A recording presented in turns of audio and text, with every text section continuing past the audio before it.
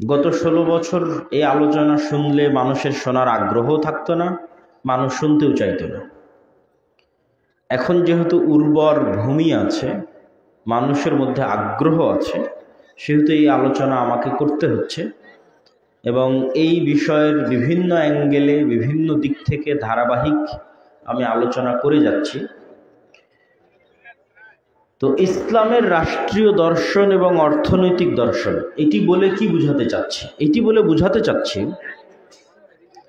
ইসলাম মসজিদের ৪ দেওয়ালের মধ্যে আবদ্ধ থাকার জন্য আসেনি। কেউ যদি মনে করে ইসলাম শুধু মসজিদের ৪ দেওয়ালের মধ্যে আবদ্ধ থাকবে, এটি ইসলাম, তাহলে তার মুসলিম থাকার সম্ভাবনা নাই। সে মুসলিম এটা দাবি করার সম্ভাবনা নাই। আল্লাহ সুবহানাহু ওয়া তাআলা কোরআনে বলেছেন, উদখুলু ফিস-সিলমি কাফাহ, পরিপূর্ণ রূপে তোমরা ইসলামে প্রবেশ করো।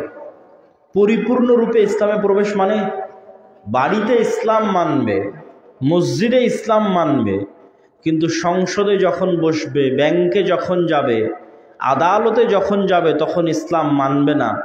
এটিই হচ্ছে তুমি অপূর্ণাঙ্গ ইসলামের মধ্যে আছো। অতএব তোমাদেরকে পূর্ণাঙ্গ ইসলামের মধ্যে প্রবেশ করতে হবে। আর এই বিষয়ে আল্লাহ সুবহানাহু ওয়া তাআলা আরো বহু আয়াত এবং বহু রাসূল সাল্লাল্লাহু আলাইহি ওয়াসাল্লামের বহু হাদিস আমাদের সামনে আছে, যেগুলো প্রমাণ করে যে Islam is a complete code of life. Complete code of life মানে আমাদের জীবনের সকল দিক বিষয়ে দিক নির্দেশনা বিধিবিধান ইসলামের মধ্যে আছে। এই জন্য ইসলাম হচ্ছে কমপ্লিট কোড অফ লাইফ। আর ইসলামের এই কমপ্লিট কোড অফ লাইফকে যারা অস্বীকার করে তারাই হচ্ছে সেকুলার। সেকুলার মানে ধর্মনিরপেক্ষ। সেকুলার মতবাদের অনুসারী মানে ধর্মনিরপেক্ষ মতবাদের অনুসারী। তো সেকুলারিজম, ধর্মনিরপেক্ষ মতবাদ কি? যে বলে ধর্ম শুধু মসজিদের আর মাদ্রাসায় থাকবে, রাষ্ট্রে, অর্থনীতিতে, বিচার ব্যবস্থায় ধর্ম আসতে পারবে না। এই জন্য সেকুলারিজম একটি কুফরি মতবাদ। তো ইসলামের রাষ্ট্র ব্যবস্থার যে দর্শন আছে তার প্রমাণ স্বয়ং আমাদের নবী মুহাম্মদ সাল্লাল্লাহু আলাইহি ওয়াসাল্লাম রাষ্ট্র প্রতিষ্ঠা করেছেন, রাষ্ট্রনায়ক হয়েছেন। তার পরবর্তীতে ৪ জন খলিফা, তারাও রাষ্ট্রের দায়িত্ব পালন করেছেন। এবং রাসূলুল্লাহ সাল্লাল্লাহু আলাইহি ওয়াসাল্লাম ভবিষ্যৎবাণী করে গেছেন যে একদিন আসবে যেই দিন সমগ্র পৃথিবীর সকল বাড়িতে, কি মাটির বাড়ি কি ইটের বাড়ি, সকল বাড়িতে ইসলাম প্রবেশ করবে ইনশাআল্লাহ। বিইজ্জি আজিজিন আও বিযুল্লি জালিলিন, হয় সম্মানের সাথে প্রবেশ করবে, না হয় অপমানের সাথে প্রবেশ করবে।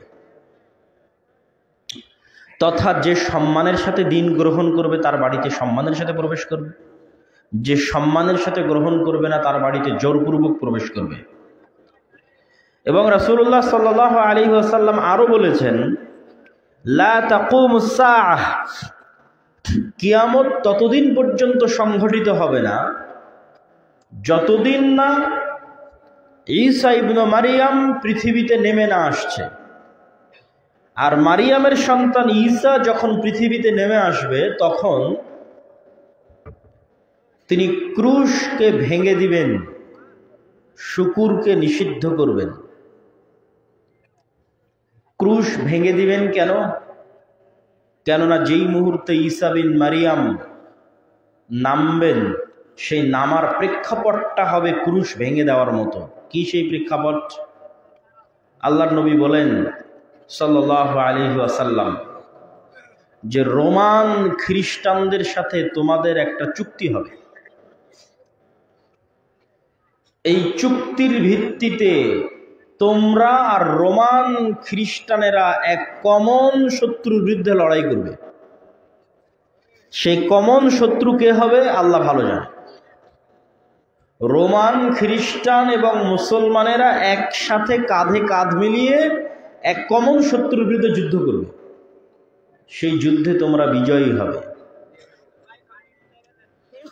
বিজয়ী হওয়ার পর একজন রোমান খ্রিস্টান ক্রুশকে এভাবে উঁচিয়ে ধরে বলবে যে ক্রুশের জয় হোক, ক্রুশের কারণে বিজয় হয়েছে। তখন এক মুসলমানের গায়রাত, ইমানি গায়রাত জেগে যাবে, তখন সে ওই ক্রুশকে ভেঙে দিবে।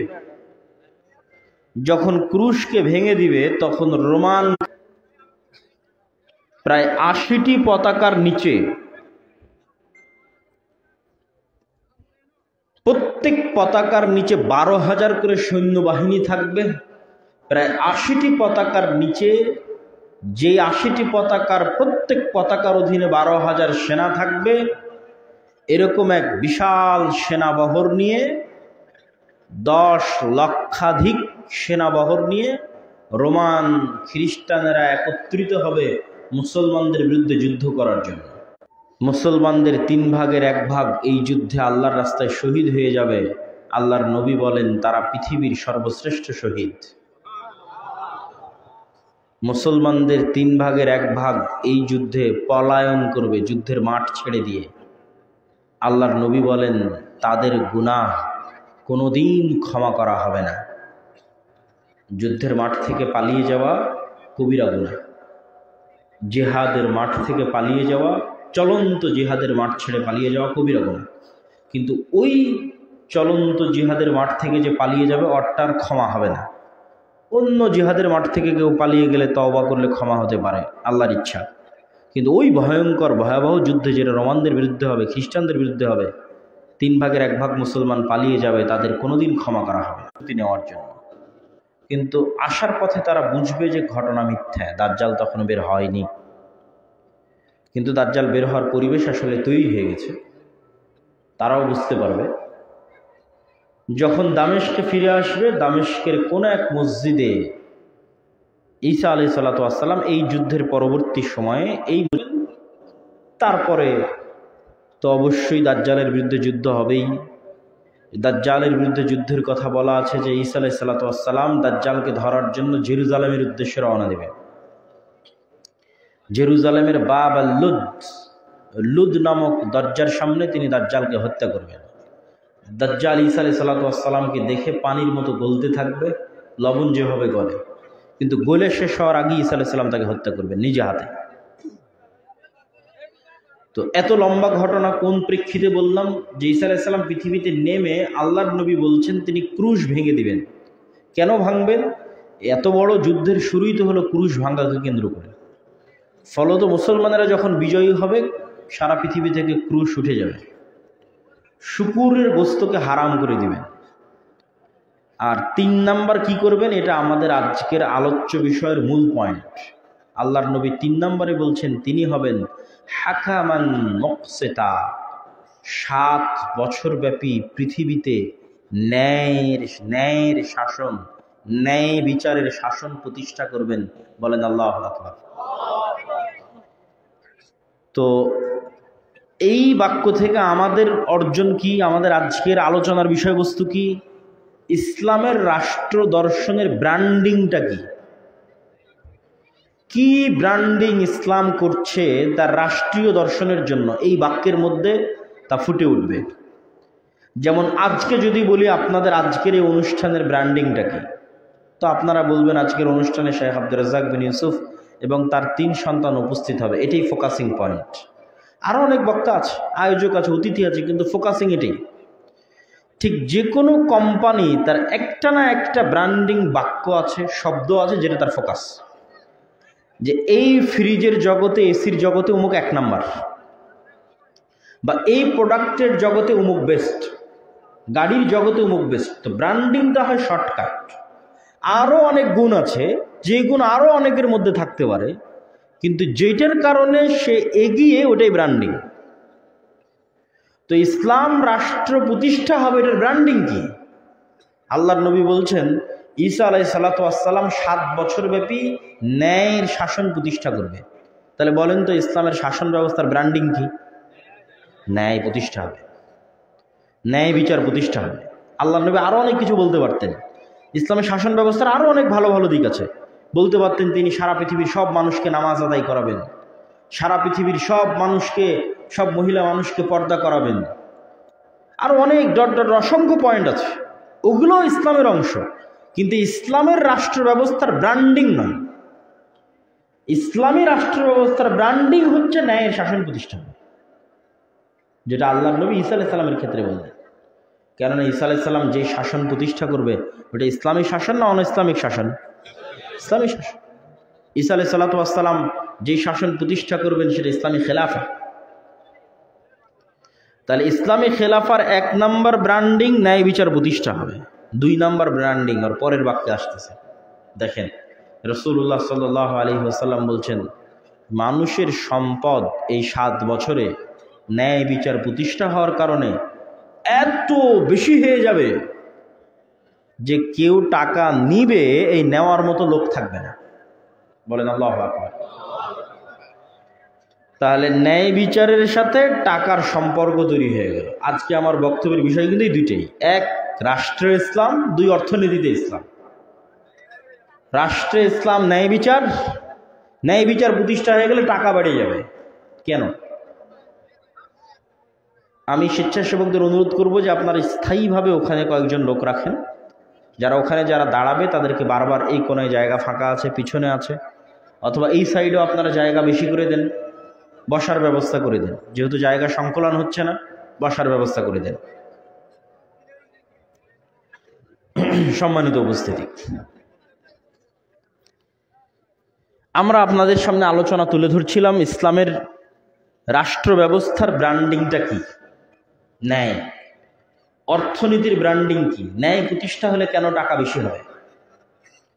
আজকে আপনারা যারা এখানে যতজন উপস্থিত আছেন, অনেকের, অসংখ্য জনের কষ্ট আছে, তার পকেটে টাকা নেই। ধরেন আমারই কষ্ট আছে যে আমার টাকার অভাব আছে, আপনাদের অসংখ্য মানুষের কষ্ট আছে, তার টাকার অভাব আছে। এটা স্বাভাবিক, সিম্পল। কেন আপনার টাকার অভাব আছে?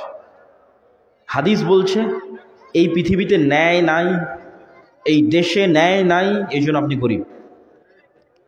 তো দেশে ন্যায় না থাকার সাথে আপনার গরিব হওয়ার সম্পর্ক কি? এটাই তো বড় আশ্চর্য বিষয়। এখন এই মুহূর্তে বাংলাদেশে কোনো জায়গায় যদি 500 টাকার ঘুষের লেনদেন হয়, তাহলে সারা বাংলাদেশের 18 কোটি মানুষ ওই 500 টাকার গরিব হয়ে যাচ্ছে। এই 500 টাকাটা আপনার পকেট থেকে জোর করে বের করা হচ্ছে না, কিন্তু আল্লাহ পৃথিবীভাবেই সাজিয়েছে। অন্যায় হবে, দুর্নীতি হবে, গরিব হবে, করছে আর একজন, কিন্তু তার প্রভাব আমি ভোগ করব। গত 16 বছরে যদি 80,000 কোটি টাকা পাচার হয়ে থাকে, তার মানে 18 কোটি মানুষ 80,000 কোটি টাকার গরিব হয়ে গেছে। কিন্তু ওইটা আপনি দেখতে পাচ্ছেন না যে আপনার পকেট থেকে কেউ হাত দিয়ে বের করে নিল, কিন্তু আপনার পকেট থেকে বের হয়ে যাচ্ছে। এটাই হচ্ছে অর্থনীতির সবচেয়ে বড় ভয়ঙ্কর মারপ্যাচ। আর যখনই ন্যায় প্রতিষ্ঠা হবে, অটোমেটিক টাকা বাড়তে থাকবে, আপনাদের বাড়বে, সবার বাড়বে। সারা পৃথিবীতে যদি ন্যায় প্রতিষ্ঠা হয়, সারা পৃথিবীর বাড়বে। আজকের আমেরিকা বা ইউরোপে অঢেল সম্পদ, তাদের ডেমোক্রেসি, গণতন্ত্রের কারণে, প্রযুক্তির উন্নয়নের কারণে এগুলো পরে। আজকের আমেরিকা এবং ইউরোপে অঢেল সম্পদ, আর আমার বাংলাদেশে 1 টাকাও নাই, মুসলিম দেশগুলোতে 1 টাকা নাই। তার সবচেয়ে বড় কারণ আগে কোনটা? আগে হচ্ছে তারা অন্যায় করছে, জুলম করছে, আমরা জুলমের শিকার হচ্ছে। 190 বছর যাবৎ এই দেশের সব ধন সম্পদ লুটে নিয়ে চলে গেছে। তাহলে বাদশাহ আলমগীর যখন ভারতের শাসক, তখন ভারতের জিডিপি সারা পৃথিবীর জিডিপির 30%। আর ব্রিটিশরা যখন ভারত ছাড়ে, তখন পাকিস্তান, বাংলাদেশ, ভারত মিলে সারা পৃথিবীর জিডিপির 3%, মানে 27% চুরি হয়ে গেছে 190 বছরে। তাহলে আমরা গরিব কেন? আর একজনের জুলমের শিকার হওয়ার কারণে গরিব। পৃথিবীতে জুলম চলতেছে। আফ্রিকান মুসলিমেরা গরিব কেন? আফ্রিকান কান্ট্রিগুলোর সব খনিজ সম্পদ ইউরোপ আর আমেরিকা লুট করে নিয়ে চলে যাচ্ছে, এই জন্য আফ্রিকার মুসলমানেরা গরিব। আপনি যান, গিয়ে দেখেন।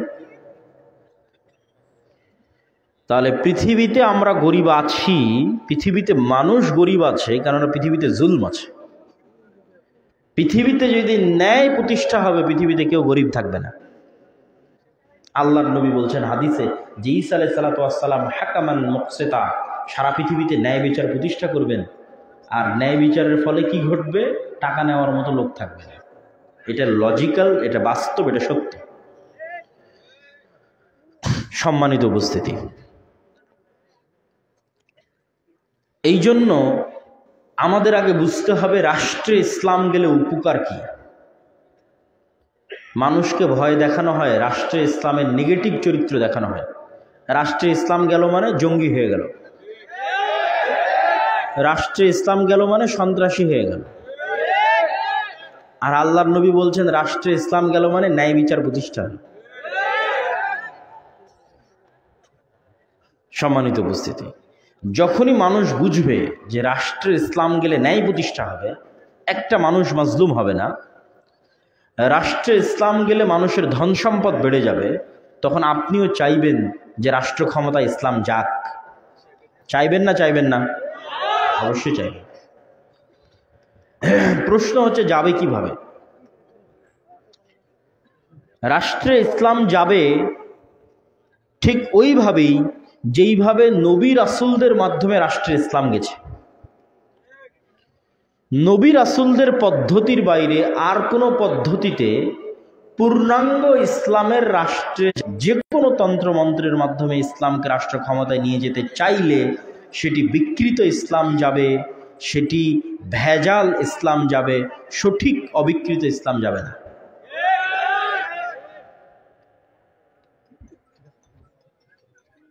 কেন যাবে না? তার এক নাম্বার কারণ, এভাবেই ওই সিস্টেমগুলো ডেভেলপ করা আছে। তাহলে আপনি আব্দুল্লাহ বিন আব্দুর রাজ্জাক, আপনি বলছেন কিভাবে যেতে হবে বলেন। অবশ্যই আমাদের মধ্যে ওই চিন্তা চেতনা থাকতে হবে। চিন্তা চেতনা যেন থাকে, এই জন্যই আমরা বক্তব্য দিচ্ছি, আলোচনা করছি যাবে কিভাবে। যাওয়ার এক নাম্বার শর্ত হচ্ছে ঈসা আলাইহিস সালাতু ওয়াস সালামের ক্ষেত্রে আল্লাহর নবী বলছেন তিনি ন্যায় বিচার প্রতিষ্ঠা করবেন। ঈসা আলাইহিস সালাম যদি নিজে ন্যায়পরায়ণ না হয়, কেমনে ন্যায় বিচার প্রতিষ্ঠা করবে? এটা কি সম্ভব?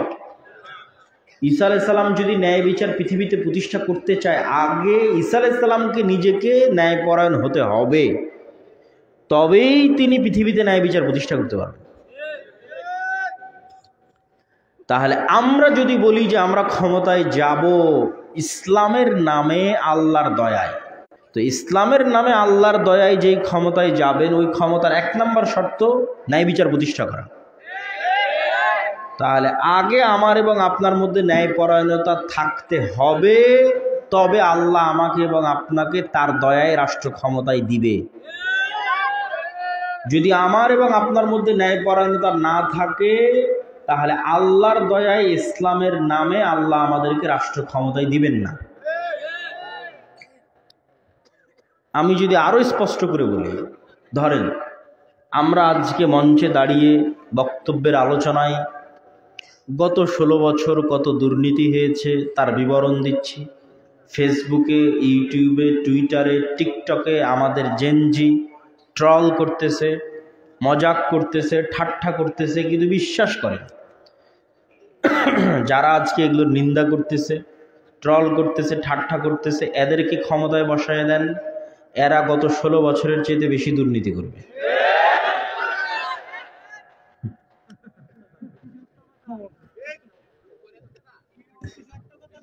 জি, তো আমরা বলছি আরেকজনের দুর্নীতি, আরেকজনের অসততা, অন্যায়পরায়ণতার দুর্নাম করছি মানে আল্লাহ আমাকে দিয়ে দিবে ক্ষমতায়, এটা নয়। আল্লাহ সুবহানাহু ওয়া তাআলা জানেন যে আপনাকে ক্ষমতায় দিলে আপনি ওর চেয়ে বড় দুর্নীতিবাজ হবেন। তাহলে আপনি যদি বলেন ইসলামের নামে আমাকে ক্ষমতায় যেতে হবে, তাহলে 1 নম্বর শর্ত হচ্ছে আগে নিজের মধ্যে, নিজের পরিবারে, নিজের ব্যক্তিগত জীবনে, সমাজে যে যে ছোট্ট ছোট্ট জায়গায় আছেন, ওই প্রত্যেক ছোট জায়গায় শতভাগ ন্যায়পরায়ণতা প্রতিষ্ঠা করতে হবে। এটা শুধু আমার এবং আপনার জেনারেল শিক্ষিত মানুষদের জন্য না, আলেম ওলামাদের জন্য। এই যে আলেম ওলামারা ওর প্রোগ্রাম বন্ধ করে দিচ্ছে, ওর বিরুদ্ধে বক্তব্য দিচ্ছে, ওর মসজিদে হামলা করতে যাচ্ছে, ওর মাদ্রাসায় হামলা করতে যাচ্ছে, তাহলে তাদের হাতে যদি রাষ্ট্র ক্ষমতা চলে যায় কি করবে?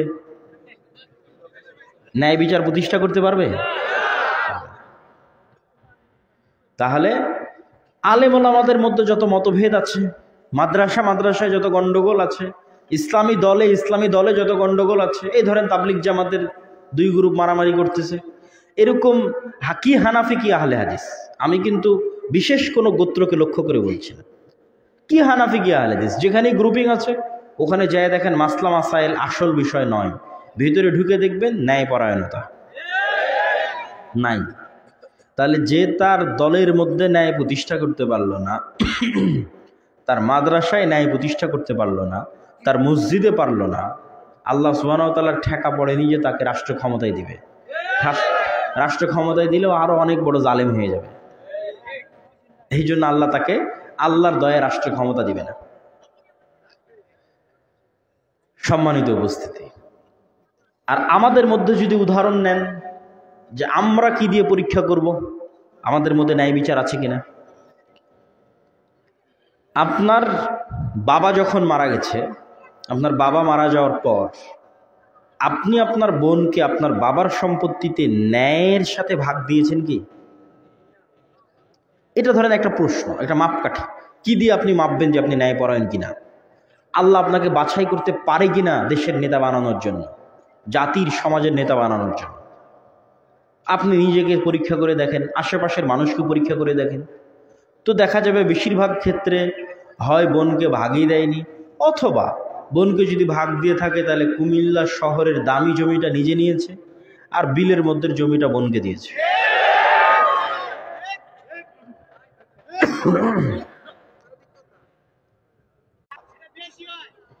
তো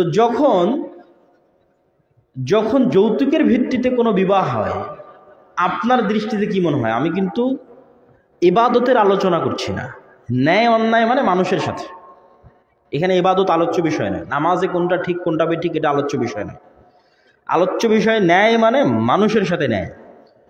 তো যৌতুক নেওয়া মানে মেয়ের পরিবারের সাথে আল্লাহ এবং আল্লাহ রাসূলের দৃষ্টিতে অন্যায় করা, অন্যায়পরায়ণ আচরণ। কিন্তু ওই যৌতুক, তাহলে কত ওসি, কত ডিসি, কত এসপি, কত এসিল্যান্ড, কত সাব রেজিস্ট্রার, কত মন্ত্রী, কত মিনিস্টার, কত দানবীর, যারা সবাই হাজি, ওমরাকারী, নামাজি, জালসা সম্মেলনের প্রধান অতিথি, বিশেষ অতিথি, কিন্তু সে যে দায়িত্বে আছে ওই দায়িত্বের জায়গায় গিয়ে দেখেন সে দুর্নীতিগ্রস্ত, মনোনীত করবে, অসম্ভব, এটা হতে পারে না। আমরা যদি মনে করি যে আমরা নেতৃত্বের যোগ্য হব, তাহলে আমাদেরকে সর্বপ্রথম ন্যায়পরায়ণতা, সত্যবাদিতা। আপনি আপনার স্ত্রীকে বিবাহ করে নিয়ে যাচ্ছেন বাসায়, এটা আমানত, আপনার একটা মহিলা মানুষের, কন্যা সন্তানের আপনি দায়িত্ব গ্রহণ করতেছেন। আপনি OC, DC, SP, AC land, sub registrar, মন্ত্রী, মিনিস্টার, প্রধান শিক্ষক, আপনি দায়িত্বপ্রাপ্ত। এই প্রত্যেকটা দায়িত্বের জায়গায় যখন আপনি খেয়ানত করতেছেন, তখন আল্লাহর রাসূলের প্রশ্ন ফাঁস করতো, আবার সেই টাকা আল্লাহর রাস্তায় দান করতো। তো সে অনেক বড় আল্লাহওয়ালা নামাজি হাজি ব্যক্তি। তাহলে আল্লাহর নবীর এই হাদিসের আলোকে সে কি? মুনাফিক। তাহলে এই ধরনের ব্যক্তিরা নামাজ কেন পড়ে, হজ কেন করে, দান কেন করে? মূলত এই ধরনের ব্যক্তিরা তাদের মুনাফিকিকে ঢাকার জন্য ধর্মকে চাদর হিসেবে ব্যবহার করে। সে নামাজ মূলত পড়ে তার মুনাফিকিকে ঢাকার জন্য, হজ ওমরা করতে যায়, জালসায় প্রধান অতিথি হয়, দান করে তার মুনাফিকিকে ঢাকার জন্য, আসলে মুনাফিক। তো এই সমস্ত মুনাফিক মুসলিমেরা গোলাম থাকবে না নেতা হবে? গোলাম থাকবে। এইবার আপনি বলেন রাষ্ট্র ক্ষমতা ইসলাম কিভাবে যাবে, তার এবার মাপকাঠি তৈরি করেন, পরিকল্পনা তৈরি করেন। আর যে মুসলমান এই সমস্ত মুনাফিকি থেকে পবিত্র, যার অন্তর সত্যবাদিতা দিয়ে পরিপূর্ণ, মানুষের প্রতি অন্যায় কথা ও কাজ থেকে মুক্ত, ফ্রেশ হৃদয়, আত্মমর্যাদা সম্পূর্ণ, আত্মমর্যাদাশীল, পরিষ্কার হৃদয়ের অধিকারী, সত্যবাদী, ন্যায়পরায়ণ ব্যক্তি, ব্যক্তিত্ব সম্পন্ন ব্যক্তি, এই রকম ব্যক্তি যখন সালাত আদায় করবে, সিয়াম পালন করবে, হজ করবে, ওমরা করবে, দান করবে, তখন এই এক একটা নামাজ, এক একটা সালাত, এক একটা সিয়াম, এক একটা হজ, ওমরা, এক একটা টাকা দানের পাওয়ার ক্ষমতা অনেক বেশি। এই ধরনের ফ্রেশ যদি একটা প্রজন্ম আমরা নিয়ে আসতে পারি, তবে সেই প্রজন্মের হাত দিয়ে ইসলাম ক্ষমতায় আসতে পারে। ওই প্রজন্ম নিয়ে আসার জন্য চেষ্টা করতে হবে। আপনি যদি বাংলাদেশের সবচেয়ে সৎ আল্লাহওয়ালা ন্যায়পরায়ণ ব্যক্তিকেও এখন ক্ষমতা দিয়ে দেন, তিনি দেশ একদিন এক সেকেন্ডও চালাতে পারবেন না, কেননা এই দেশের টপ লেভেল থেকে নিয়ে বটম লেভেল পর্যন্ত সব দুর্নীতিগ্রস্ত। এই জন্য তিনি চালাতে পারবেন না। হয় তাকেও দুর্নীতির সাথে আপোষ করতে হবে, না হয় ছেড়ে দিয়ে পালাতে হবে। তাহলে আমাদের রাস্তা কি? সৎ প্রজন্ম গড়ে তোলা। আর সৎ প্রজন্ম গড়ে তুলতে চাইলে শুরুটা হতে হবে অর্থনীতি দিয়ে। টাকার সম্পর্ক সততার সাথে আছেই। আমরা রাষ্ট্রে ইসলামের কথা বলছি, সেখানে টাকার কথা থাকবে না, অর্থনীতির কথা থাকবে না, এটা হবে না। তাহলে অর্থনীতি কিভাবে, কি দিয়ে শুরু হবে? অল্পে সন্তুষ্ট থাকা শিখতে হবে। নিজের রুজিকে, নিজের খাদ্যকে, যা আমার পেটে দিচ্ছি, আমার সন্তানের পেটে দিচ্ছি, এটাকে পবিত্র রাখাকে অনেক বড় চ্যালেঞ্জ, বদ্ধপরিকর হতে হবে। যে আমার রুজি, আমার ছেলেমেয়ের রুজি পবিত্র থাকবে, হারাম থেকে পবিত্র থাকবে। আর হারাম থেকে পবিত্র থাকতে চাইলে অল্পে তুষ্ট হওয়াই লাগবে। অসম প্রতিযোগিতায় লিপ্ত হয়ে হারাম থেকে বেঁচে থাকতে পারবেন না। যে কোনো অসম প্রতিযোগিতা আপনাকে হারামের দিকে টেনে নিয়ে যাবে। সামাজিক স্ট্যাটাস রক্ষা করার অসম প্রতিযোগিতা, পাড়া প্রতিবেশী কি কিনলো, কি খেলো, তার সাথে সামঞ্জস্য রক্ষা করার অসম প্রতিযোগিতা, কে কত সুন্দর জামা পরলো, কত দামি জামা পরলো, সেটা রক্ষা করার অসম প্রতিযোগিতা। এই প্রত্যেকটা অসম প্রতিযোগিতা আপনার মানসিকতাকে হারামের দিকে ধাবিত করবে। তো এক নম্বরে লাগবে অল্পে তুষ্ট। আর এই অল্পে তুষ্ট হওয়ার আলামত কোরআন এবং হাদিসে সবচেয়ে বড় যেখানে পাওয়া যায়, সেটা হচ্ছে ঋণ বিমুখতার প্রতি আল্লাহর নবীর ব্যাপকভাবে উৎসাহীকরণ। আল্লাহর নবী ঋণ বিমুখতার প্রতি কেমনভাবে উৎসাহিত করেছেন? রাসূলুল্লাহ সাল্লাল্লাহু আলাইহি ওয়াসাল্লাম দোয়া করেছেন, আল্লাহুম্মা ইন্নী আউযু বিকা মিনাল। তো আপনার কি মনে হয় আমাদের নবী মুহাম্মদ সাল্লাল্লাহু আলাইহি ওয়াসাল্লাম সুদের ভিত্তিতে লোন নিতেন তাই এই দোয়া করছেন? না, এটা সুদি লোনের কথা বলা হয়নি, ওর পাঠ আরো পরে। এটা স্বাভাবিক আমরা একজন আর একজনের থেকে যে কর্জে হাসানা নিই, সুদ মুক্ত কর্জ, যে ভাই একটু আমার 100টা টাকা দরকার, একটু দেন তো, 50,000 টাকা দরকার, একটু দেন তো, কালকে পরশু দিয়ে দেবো, 1 মাস পরে দিয়ে দেবো। এই স্বাভাবিক যে কর্জে হাসানা নেই, সেটি থেকে আল্লাহ নবী বাঁচতে চাচ্ছেন। সুদের কথা অনেক পরে। আর এক দোয়ায় রাসূলুল্লাহ সাল্লাল্লাহু আলাইহি ওয়াসাল্লাম বলেন, আল্লাহুম্মা ইন্নী আউযু বিকা মিনাল হাম্মি ওয়াল হুজনি। ওই দোয়ার শেষে বলা আছে ওয়া গালাবাতিদ দাইন, ঋণের বোঝা থেকে মুক্তি চাই। তো আল্লাহর নবীকে সাহাবীরা জিজ্ঞেস করছে, আল্লাহর নবী, ঋণ বা লোনকে আপনি এত ভয় পান কেন? কেন এত ভয় পান? রাসূলুল্লাহ সাল্লাল্লাহু আলাইহি ওয়াসাল্লাম উত্তরে বললেন, মানুষ যখন লোন নেওয়া শুরু করে তখন মিথ্যা বলা শুরু করে। মানুষ যখন কর্য করা শুরু করে তখন মিথ্যা বলা শুরু করে। এত বড় কথা দিয়ে কি বুঝাতে চাচ্ছি? প্রত্যেকটা কথা আমাদের একটা আরেকটার সাথে সম্পৃক্ত। মানুষ যখন লোন নেওয়া শুরু করে মিথ্যা বলা শুরু করে, তো মিথ্যা বলা শুরু করলে সে কি আর ন্যায়পরায়ণ থাকলো? কথা বলেন না যে থাকলো? যদি মিথ্যা বলা শুরু করে আল্লাহর দৃষ্টিতে সে কি আর নেতা হওয়ার যোগ্য থাকলো? থাকলো না। তাহলে ওর মিথ্যা বলাটা শুরু হলো কিসের কারণে? টাকার কারণে। সেই যাত্রাটা তাও হারাম নয়, হালাল, মানুষের থেকে কর্জ নিয়েছে। তো স্বাভাবিক কর্জ আল্লাহর নবী অনুৎসাহিত করছেন, নিরুৎসাহিত করছেন, কেননা সেটি মিথ্যার দিকে নিয়ে যায় মানুষকে। আজকে আমাদের অস্বাভাবিক চাহিদার বলি হয়ে কত হাজারো যুবক, মুসলিম যুবক ভারত, বাংলাদেশ, পাকিস্তান, আফগানিস্তান, মালদ্বীপ ইত্যাদি দেশ থেকে ইউরোপ, আমেরিকায় পাড়ি জমানোর জন্য প্রত্যেক ধাপে ধাপে মিথ্যা বলতেছে। ওই সমস্ত দেশে যাওয়ার পরে মিথ্যা বলছে, ওই সমস্ত দেশে গিয়ে সেটেল হওয়ার জন্য মিথ্যা বলছে, সেটেল হওয়ার পর বিভিন্ন ইনকামের ক্ষেত্রে মিথ্যা বলছে, বেনিফিট নেওয়ার জন্য মিথ্যা বলছে, অতিরিক্ত টাকা নেওয়ার জন্য মিথ্যা বলছে। এক মুসলিম আর এক কাফেরের সামনে মিথ্যা বলছে। তাহলে এই মুসলিম গোলাম থাকবে না নেতা হবে?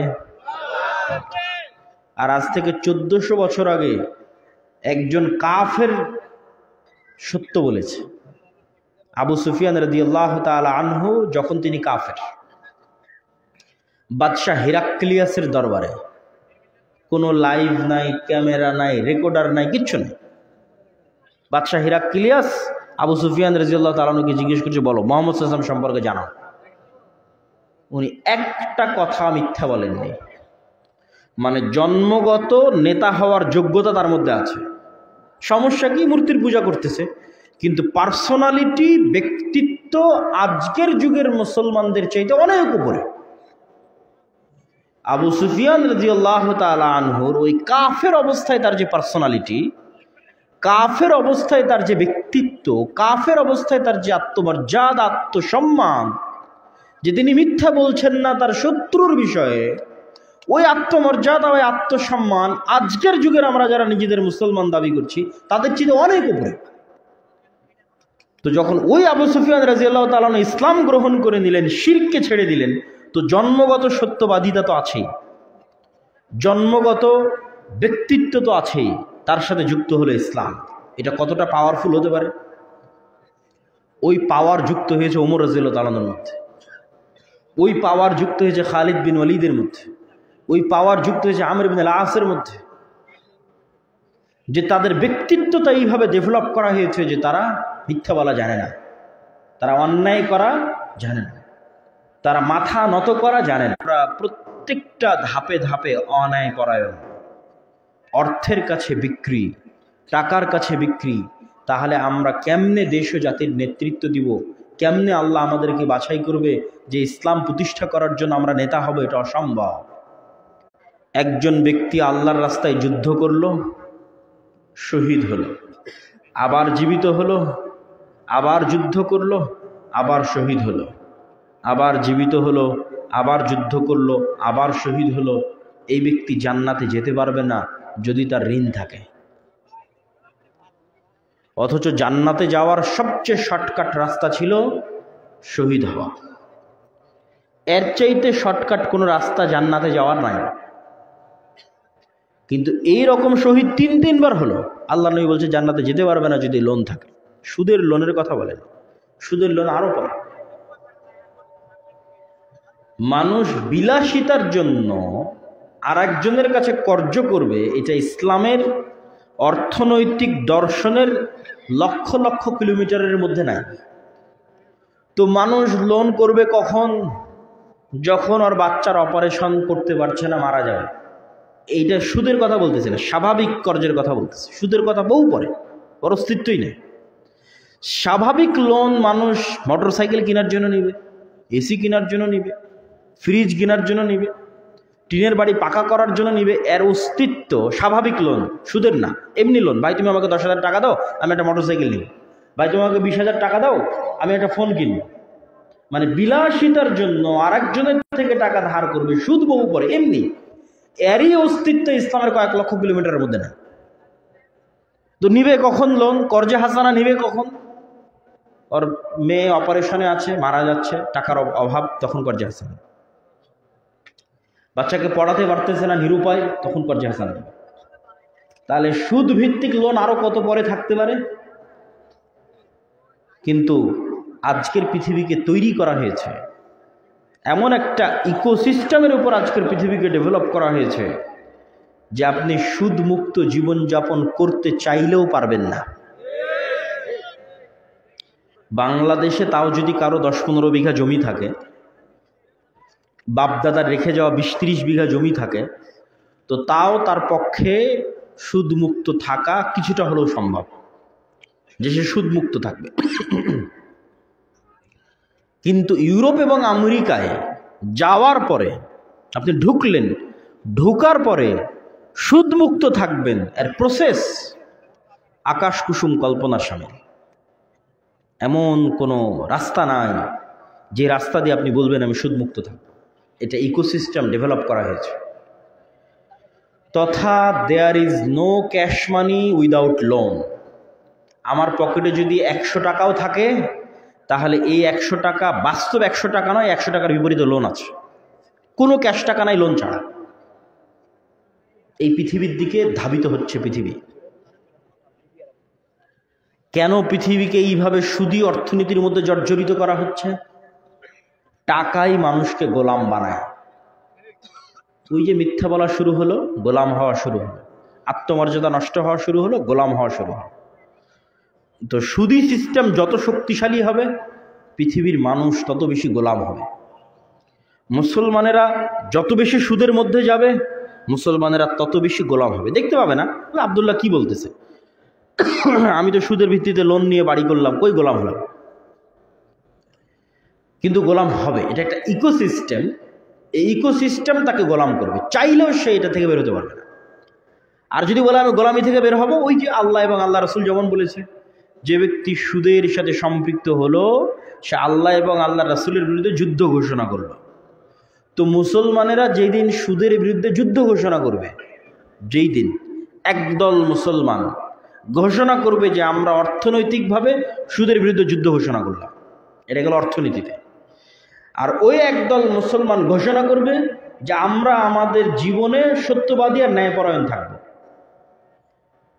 তাহলে কারোর কাছে লোন নিবে না, সুদের সাথে সম্পৃক্ত হবে না, মিথ্যা বলবে না, অন্যের প্রতি অন্যায় করবে না। এবার ওর মধ্যে নেতার গুণ চলে আসলো। কবে আল্লাহ ওকে নেতা বানাবে আল্লাহ সুবহানাহু ওয়া তাআলা ভালো জানে, কিন্তু নেতৃত্বের গুণ তার মধ্যে চলে এসেছে। ওর মধ্যে আত্মমর্যাদা, সেলফ রেসপেক্ট, আত্মসম্মান শতভাগ আছে।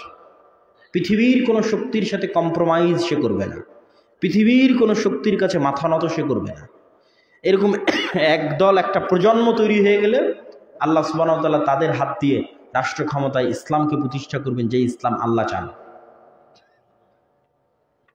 আর আমরা যদি বলি না ওই তন্ত্র, এই মন্ত্র, এটা ওইটার মাধ্যমে রাষ্ট্র ক্ষমতায় যাবো, এটা অপূর্ণাঙ্গ বিকৃত ইসলাম প্রতিষ্ঠা হবে। ইসলামকে রাষ্ট্রে প্রতিষ্ঠা করার জন্য এই ধরনের একটা প্রজন্ম যদি তৈরি হয়, তাদের প্রথম করণীয় কি হবে? এই ধরনের একটা প্রজন্ম তৈরি হলে তাদের প্রথম করণীয় হবে দাওয়াত দেওয়া। যেভাবে নবী রাসূলগণ দাওয়াত দিয়েছেন। নবী রাসূলগণ কিভাবে দাওয়াত দিয়েছেন?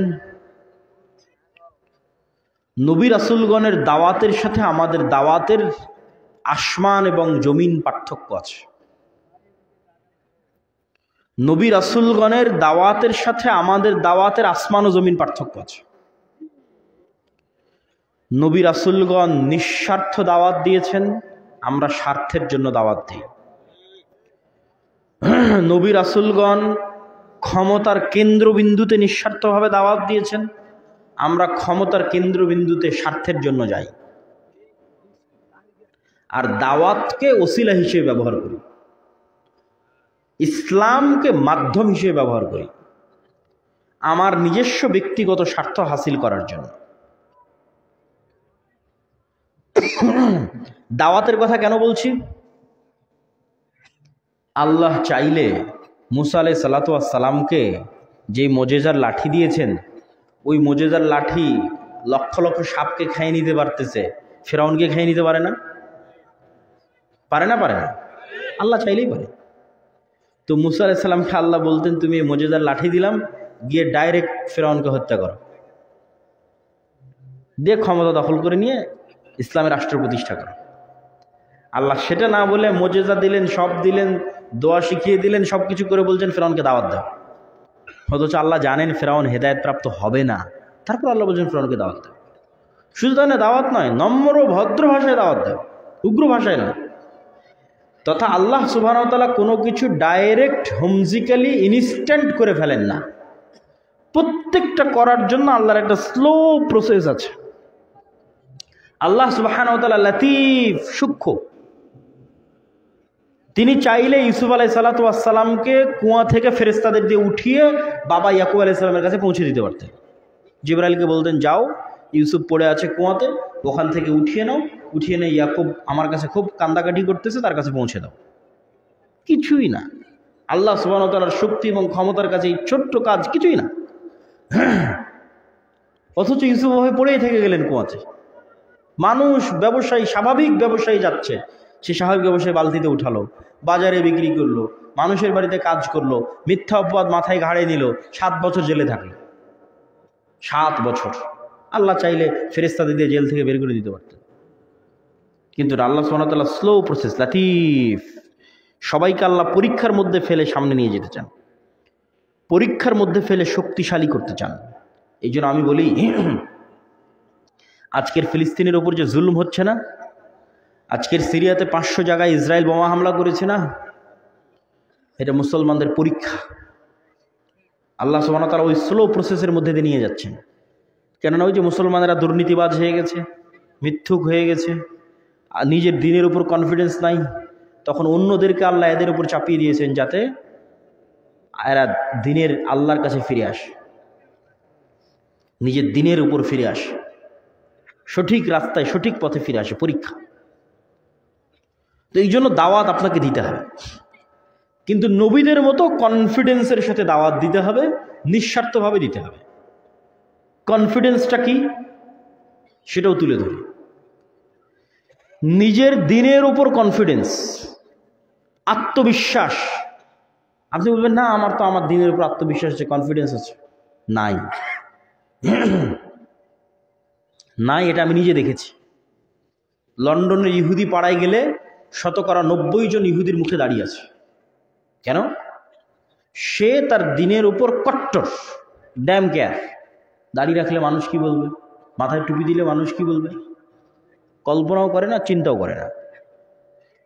যে বাশার আল আসাদের পতনের পর সিরিয়ার 500 জায়গায় বোমা হামলা করতে না আমেরিকা না জাতিসংঘ কাউকে জিজ্ঞেস করার প্রয়োজন মনে করে না, আর আবার দাঁড়িয়ে রাখতে কাউকে কি ভাবলো এটা ভাবতে প্রয়োজন মনে করার দরকার আছে নাকি? 500 জায়গায় বোমা হামলা করতে চিন্তা করেনি, দাঁড়িয়ে রাখার জন্য চিন্তা করে। ইহুদিরা ভ্রান্ত হওয়ার পরও, অভিশপ্ত হওয়ার পরও তাদের দিনের ওপর ড্যাম কেয়ার, কট্টর। আমার দিনে যেটা আছে সেটা আমি পালন করব, পৃথিবী কি বললো না বললো দেখে লাভ নেই, এটাই স্বাধীনতা। আর এটা মুসলমানের সন্তান, আর গ্রাম আর পাড়া প্রতিবেশী সব গোলাম। ও কোনো একটা দিনের কোনো একটা বিধান পালন করে টিকে থাকুক সমাজে, সরকারি চাকরি করুক, রাষ্ট্রের, মুসলিম রাষ্ট্র বলতেছে, এই রাষ্ট্রের মধ্যে কাঠামোগত ইসলাম বিদ্বেষ আছে, রাষ্ট্রের কাঠামোর মধ্যে ইসলাম বিদ্বেষ আছে, করুক, পারবে না টিকতে। সম্মানিত উপস্থিতি, এই জন্য আমি বলি, আজকে যেমন ইদানিং এই 1-2 দিনের মধ্যে সীমান্তে বিজিবি এবং বিএসএফের যে উত্তেজনা, এইটা নিয়ে দেখবেন যে ফেসবুকে আমাদের জেনজি যুবকেরা ট্রল করতেছে ইন্ডিয়া বা ভারতকে নিয়ে, যে বাংলাদেশি বাঙালিরা খুব সাহসী, খুব বীর পুরুষ। আমি এটা অস্বীকার করছি না, কিন্তু আমার প্রশ্ন হচ্ছে, ভারত প্রতিষ্ঠা হয়েছে 47 সালে জওহরলাল নেহরু, গান্ধী, মৌলানা আবুল কালাম আজাদের সেকুলারিজমের উপরে, মানে ধর্মনিরপেক্ষ রাষ্ট্র হবে, সেকুলারিজম। আর 47 সালে বাংলাদেশ আর পাকিস্তান প্রতিষ্ঠা হয়েছে ইসলামের নামে আর মুসলমানের নামে। আজ 70 বছর পর এই পাকিস্তানের এই বাংলাদেশ পৃথিবীর সবচেয়ে বড় সেকুলার রাষ্ট্র হওয়ার জন্য পাল্লা দিচ্ছে। আর 70 বছর পর যেই ভারত সেকুলার হিসেবে জন্ম হয়েছিল, ওই ভারত নিজেকে কট্টর হিন্দুত্ববাদী হিসেবে পরিচয় দিতে কারো পরোয়া করে না। তাহলে বাংলাদেশে বসবাস করা মুসলমানেরা নিজের দিনকে রাষ্ট্রে প্রতিষ্ঠা করে শক্তভাবে বলবে রাষ্ট্রে ইসলাম চাই, ইসলাম প্রতিষ্ঠা করা হোক। এই কথা বলতে 10 বার ডানে বামে তাকাবে। কে যেন বলবে জঙ্গি, কে যেন বলবে সন্ত্রাসী। আর আপনার চোখের সামনে, পাশে, সীমান্তের ওপারে তার দিন ভ্রান্ত, তার ভ্রান্তির ওপরে সে কট্টর, রাষ্ট্রে আমার হিন্দু ধর্ম লাগবে। তাহলে এখন বলেন সাহসী কে? সাহসী ওরা না আপনারা? সাহসী ওরা পরোয়া করেন পৃথিবীর আরো 1000 কিলোমিটার দূরে ইসরায়েলকে দেখেন। ইসরায়েলের আশেপাশের যত দেশ আছে মুসলিমদের, সবগুলো মিনমিন করে বলবে আমরা সেকুলার সেকুলার সেকুলার। আর ইসরায়েল বলছে আমি কট্টর ইহুদি, কি করবি কর। তো স্বাধীন তো ওই ইহুদি। আমি আমার বক্তব্যের শেষের দিকে চলে এসেছি। আমি এই বক্তব্যের আমার যে আলোচনা, এই আলোচনার সারমর্ম আপনাদের সামনে তুলে ধরে আমার বক্তব্যের ইতি টানার চেষ্টা করব ইনশাআল্লাহ। আমার বক্তব্যের বিষয় ছিল রাষ্ট্রে ইসলামের দর্শন কি, অর্থনীতিতে ইসলামের দর্শন কি। রাষ্ট্রে ইসলামের ব্র্যান্ডিং হচ্ছে ন্যায় বিচার, অর্থনীতিতে ইসলাম ব্যবস্থায় দাওয়াত দিতে হবে, রাষ্ট্রের কেন্দ্রবিন্দুতে দাওয়াত দিতে হবে নিঃস্বার্থভাবে, এবং নিজের দিনের উপর উইথ ফুল কনফিডেন্স, শক্ত কনফিডেন্সের সাথে রাষ্ট্রের কেন্দ্রবিন্দুতে নিঃস্বার্থভাবে দাওয়াত দেবে। ওই দাওয়াত দেওয়া শুরু হলে পরীক্ষা শুরু হবে, বিপদ আসে। ওই পরীক্ষা শুরু হবে, ওই পরীক্ষার মাধ্যমে আল্লাহ সুবহানাহু ওয়া তাআলা যেভাবে চাইবেন সেভাবে রাষ্ট্র ক্ষমতা ইসলামকে নিয়ে যাবেন, সেটি আল্লাহ সুবহানাহু ওয়া তাআলার ইচ্ছা। আর বাকি যত তন্ত্রমন্ত্র আছে এগুলোর মাধ্যমে বিকৃত ইসলাম যেতে পারে, পূর্ণাঙ্গ ইসলাম, শতভাগ ইসলাম রাষ্ট্র ক্ষমতায় যাবে, এটি সম্ভব নয়। এই জন্য আপনাদের প্রতি উদাত্ত আহ্বান থাকবে, আপনারা আপনাদের ব্যক্তিগত জীবনে চেষ্টা করেন সত্যবাদী হওয়ার, চেষ্টা করেন ন্যায়পরায়ণ হওয়ার। এটাই স্বাধীনতা, এটি আত্মমর্যাদা, এটি আত্মসম্মান, এটাই নেতা হওয়া। চেষ্টা করেন ঋণ বিমুখ থাকার। আল্লাহ সুবহানাহু ওয়া তাআলা আপনাদের এবং আমাদের তৌফিক দান করুক, বলেন আল্লাহুম্মা আমিন। আগামী 13 ও 14 ফেব্রুয়ারি আল জামিয়া সালাফিয়া রূপগঞ্জ, নারায়ণগঞ্জ, ভারত, বাংলাদেশ, পাকিস্তান, সৌদি আরব, 4টে দেশের আলেম ওলামা উপস্থিত থাকবে ইনশাআল্লাহ। তো এই ব্যতিক্রম সালাফি কনফারেন্সে আপনাদের উপস্থিত হওয়ার উদাত্ত আহ্বান জানাচ্ছি, বলেন ইনশাআল্লাহ। কি প্রচুর হয়েছে, এই জন্য আমাদের মক্তবগুলো রংপুর এবং রাজশাহী বিভাগ কেন্দ্রিকই বেশি। তবে আমাদের ইচ্ছা আছে যে আমরা অচিরেই এই অঞ্চলগুলোতেও দাওয়াতি সফর দিব, এবং আপনাদের অঞ্চলেও যে সমস্ত মক্তব আছে সেগুলো শিক্ষকদের আমাদের কাছে প্রশিক্ষণের ব্যবস্থা করব, এগুলো আমাদের পরিকল্পনা আছে। আমরা সারা বাংলাদেশে ইতিমধ্যে 500-র অধিক মক্তবের শিক্ষককে প্রশিক্ষণ দিয়েছি। তাদের যাতায়াত খরচ, থাকা খাওয়া খরচ দিয়ে সম্পূর্ণ বিনামূল্যে প্রশিক্ষণ দিয়ে তাদের নিজ নিজ এলাকায় পাঠানো আছে। তাদের মধ্যে প্রতিযোগিতার মাধ্যমে জাতীয় মক্তব